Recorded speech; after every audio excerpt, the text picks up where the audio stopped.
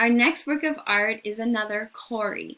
She is called the Peplos Cori, and she too was found in front of the temple to Athena in Athens. The title here, saying from the Acropolis. I haven't formally introduced you to that word, Acropolis, but it is the area where the temple complex to Athena is. So don't worry, we're going to talk about that word very soon, but for right now, I want you to think of her as being in Athens in front of the temple to Athena. She was buried along with the Moschophoros, so to protect her from the invasion, and so we do have some missing pieces, or pieces are missing, I should say. We can see that there was a forearm that would have been carved separately and then inserted into this. Oh, she's carved with marble, by the way. So another marble piece would have been inserted at the elbow to be her arm. She has a hole here in her fist, so she might have been holding something. And then I don't have an image of it, but in the back there's another post, so there must have been some kind of a headpiece that she would have been wearing. So she is a Cori, which I've already given you that term before, the standing female statue, and she is called the Peplos Cori because of her dress. She's identified as wearing a type of dress called a Peplos.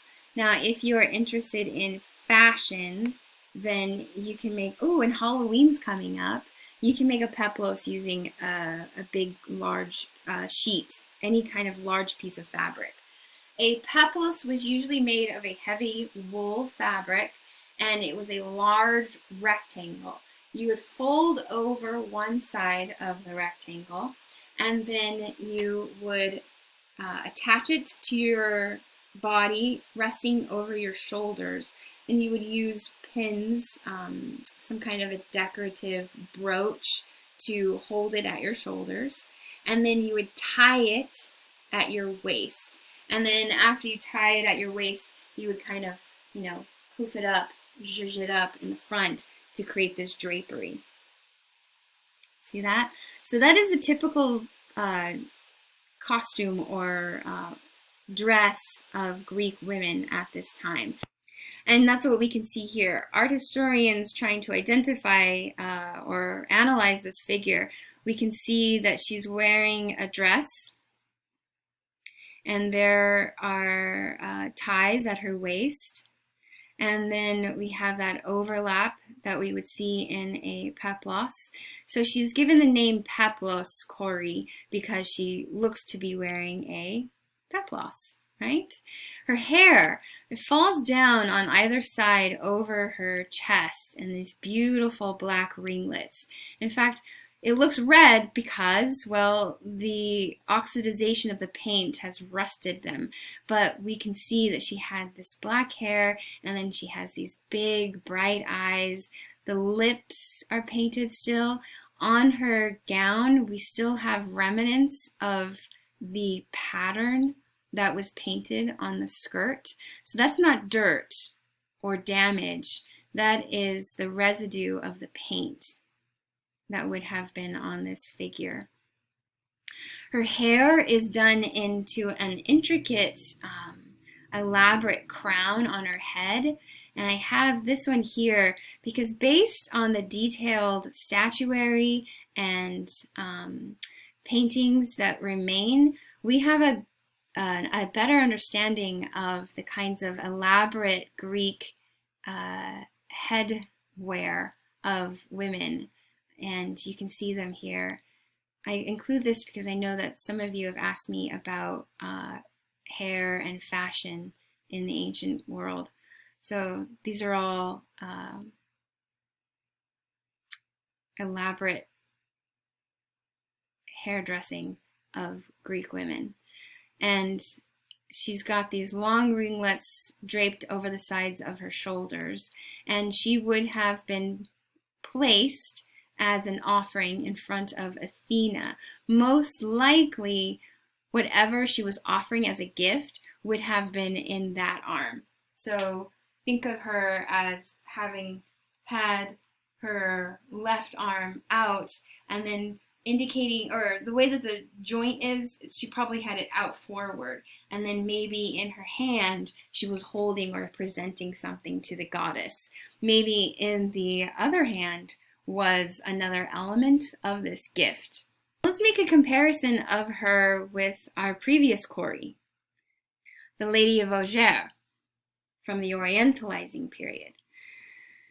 We see more accurate sense of body, musculature, the hair as it falls over her shoulders.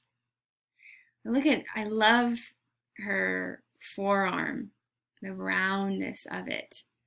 The proportions make more sense, but she's still not quite right. Her legs are shorter than her torso in a proportion that it's not quite right, but it's definitely an improvement from what we saw in the Lady of Auger, right?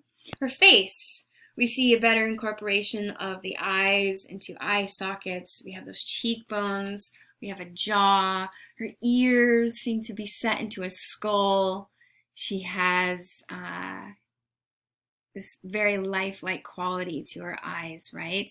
If we look at her from the side, she too, like we saw in the Anavisos Koros, has that bend, that natural bend of the arm at rest, and it activates the space around her. In this detail, we can appreciate the paint, but also we see that she would have had earrings in her ears.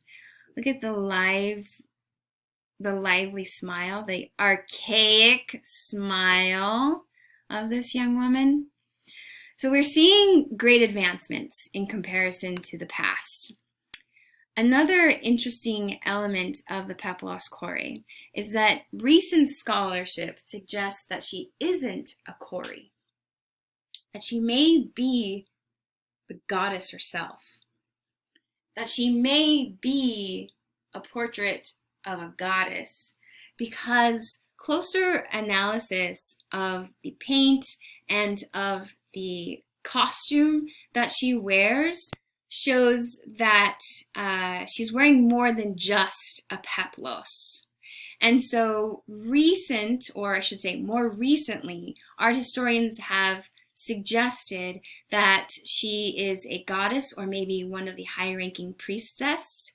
Here is a interpretation of her as a Kori, and we can see the paint using the evidence or the residue of the paint from the figure to create, reconstruct her.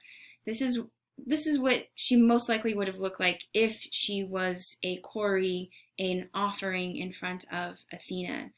However, because of the pieces that are missing, the headdress, something that she held in that hand, and what she must have been holding in this other hand, new scholarship suggests that perhaps this is a statue of a goddess. Is this of Athena, or as in this representation here, she is Artemis, goddess of the hunt? Now I know I'm not getting into all the details of all of these gods and goddesses, but Artemis is a Greek goddess who has attributes of a bow and arrow. And this figure does fit nicely into the posture of holding a bow and an arrow. So it's another interpretation of the pieces that we still have of the remains of the Peplos Kori. So she is called the Peplos Kori, but we can't limit her to that, and we can be open to these other interpretations of her.